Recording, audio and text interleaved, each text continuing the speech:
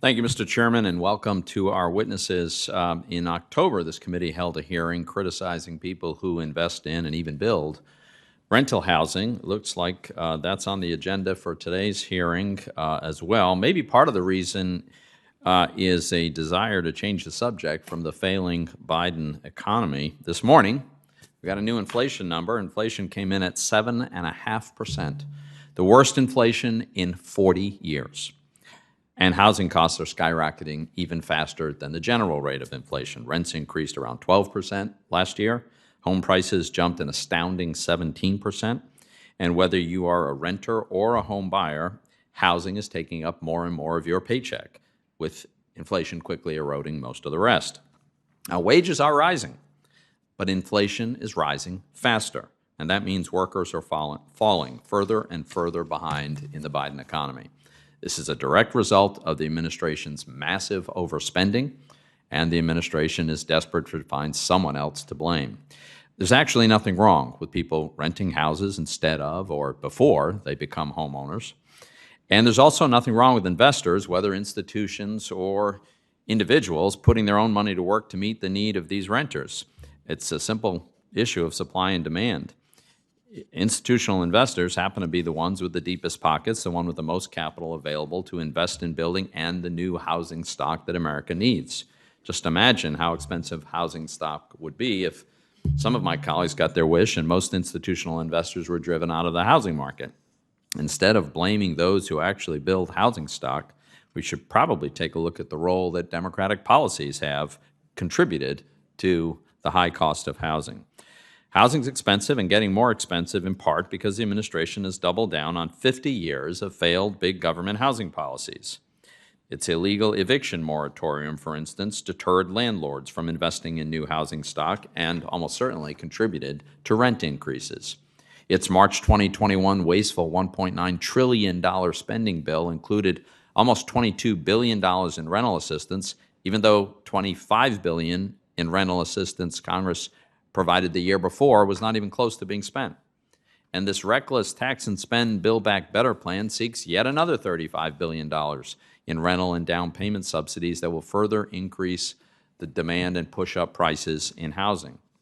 The administration has also broken from decades of bipartisan efforts to reform the failed GSE model that now subsidizes the purchases of even million-dollar homes. And it's pushed the GSEs to take on more loans to risky borrowers. Today we'll hear from two witnesses, Tobias Peter and Joel Griffith, about the negative effects that these failed policies have had.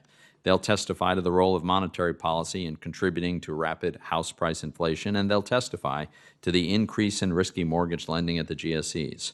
Their testimony will make it clear that we need a different direction to improve housing affordability for all Americans, whether renters or owners. We should pursue reforms that leverage the power of free enterprise to increase housing supply and make markets more competitive. To that end, we need to scale back the role of government, increase the role of private capital. We need to phase out demand-side subsidies that just drive increases in housing prices and rents. And we need to end the failed GSE model that fosters excessive risk-taking and risks more taxpayer bailouts. We also need to end the GSE conservatorship that confer on the government far-reaching powers to replace market forces with executive fiat. The state of the housing market affirms the urgency of the reform. The housing market is cyclical. It's really a question of when, not if, there will be a housing downturn. And the housing finance system is not prepared. The system is still dominated by the very same GSEs that did so much to cause the 2008 financial crisis.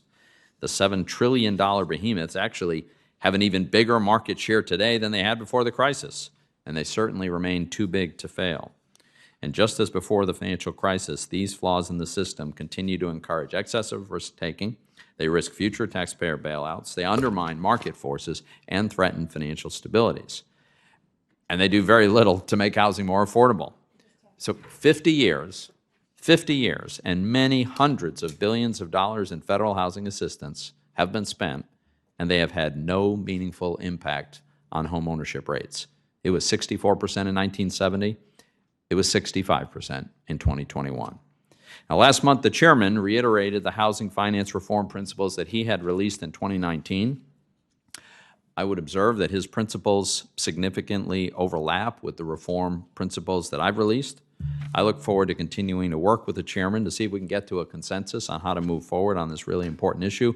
And I hope the administration will finally engage on this reform. Treasury has still not met its obligation to deliver its reform plan to Congress. It's now 4 months overdue.